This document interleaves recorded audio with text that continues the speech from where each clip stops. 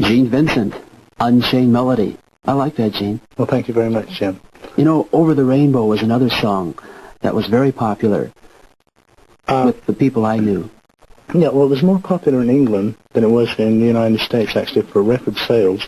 But I think I've got a copy at home. I'll try to get it, okay, fine. over here to you. Gene, I want to talk about a young man that you knew. He was your friend, Eddie Cochran.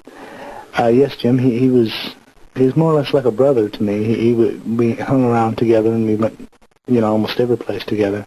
And when we were in England, why, we traveled almost constantly together. Was this in the early 60s, Gene? Yes. When did Eddie pass away? Well, me and him were coming from Bristol, England, to London. And, well, the way it happened, I was supposed to pick up some suits, and Eddie had his girlfriend with him. And we hired a car, you see. And we thought what we thought was a taxi. But on the way back, the car skidded, and he was killed, and I was busted up. And you were in the same car? Yes. I remember reading about that. And it was a real tragedy. I was very upset about it for a long time. Now, you were doing shows with Eddie? Yes. Me and him were on the same show. I'm going to be playing a couple of Eddie Cochran records. Come On, Everybody, and I Remember. Yes. Let's bring them back. Right, here we go. Eddie Cochran. Eddie Cochran. Come On, Everybody. You know, if Eddie was alive today, Gene, he would be very happy to know that his recordings are still being played. Well, I hope wherever he's at, I hope he knows that they're being played, because he's a very fun-loving fellow. He's a very good fellow. I think if you could have met him, you'd have liked him very much. I just saw Eddie once, and I saw him in a movie, I remember, but live it was only once, around 1958.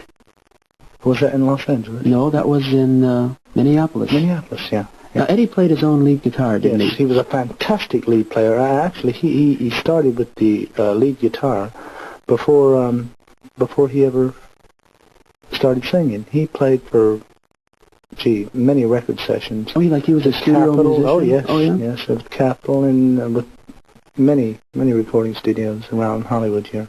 Mm-hmm. And, well, like I said, he was a very fun-loving fellow. And I've never seen him mad. Never.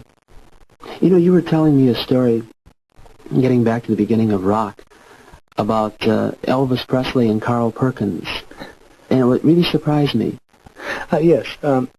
Well, Carl was, they had heard about this rock and roll, you see, and Carl was on his way to do the Ed Sullivan Show, and Carl had an accident, and it hurt him quite bad. It killed his brother, I think, and hurt him. I think it broke his neck. Somehow he got out of that, and, well, they needed somebody to fill the Ed Sullivan thing, so they got Elvis Presley. What year was that about? It was about 1955. That was before I was going. Now, I was singing, but I wasn't popular at that time. Yeah.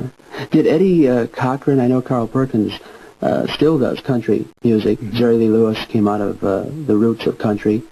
You did a little bit. You did some country, didn't you? Definitely. Sure. Yes, I was. And I know Buddy Knox did. How about Eddie Cochran? Eddie's always had a love for country. He always done a lot of it when me and him were just together. But as far as doing it on stage, I've never heard him do one on stage. But I'm sure that if he got the right tune, that he would have done something country. Of course, in the late 50s, they called it rockabilly. Yeah, rockabilly, yes. That's it. Let's call back Eddie Cochran. This is one of my favorites, Gene. It's called, I Remember. It was from a movie called Johnny Melody. Eddie Cochran. Oh, I like that record. Eddie Cochran. I Remember. Gene Vincent, what's on the agenda for you, upcoming in the future? Anything special? Yes, they've asked me to go back to England on tour again, which I'm not quite sure I can do as yet, because, as you know, I'm in the hospital with my leg. But I have a new record coming out soon. I don't know which label it's going to be on, but I was talking to you about it the other day. Yeah, when I get a copy, I'll be giving it some airplay. I sure hope so. Yeah. And Jim, may I take this little bit of time to say it's been a pleasure meeting you and talking with you. Well, it's great being with you, Gene, because it's like a dream in a way, because I remember seeing you, in the late 50s in St. Paul. And the memory of Gene Vincent stays in your mind, because you are, one of the leaders, one of the heavyweights of pop rock. Well, thank you very much. And then I pick up Billboard. Gene Vincent, Bebop-A-Lula, is selling again. Along with Bill Haley, old Chuck Berry records, Conway Twitty, and the early Elvis is coming back again. Well, I don't know whether you've heard this song out by Elvis Presley called U.S. Mail. Yes, I heard it. Fabulous. Yeah. And that's the pure stuff like he used to do, remember? Gene, here's a pure one from your album cut. Catman. Catman, Gene Vincent. Gene, I have to say goodbye. Jim, it's been my pleasure. Continued success, on the tours and everything. If you ever see some of the old rock artists, say hello. I sure will.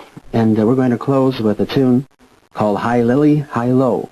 And this was recorded where, Gene? It was recorded in Hollywood on Challenge Records. Mm-hmm. And it was overseas in the record shops? Yes, it was released in France. It's not been released in the United States yet. Oh, it hasn't? No. We'll give it a spin. Gene, I hope I can get overseas sometime and see you perform, and maybe even over in Minneapolis or St. Paul sometime. I might be back there. I sure hope so, And Jim. we'll keep in touch. Yes, sir. Mm-hmm. You're looking good. I can't believe it. Thank you very much.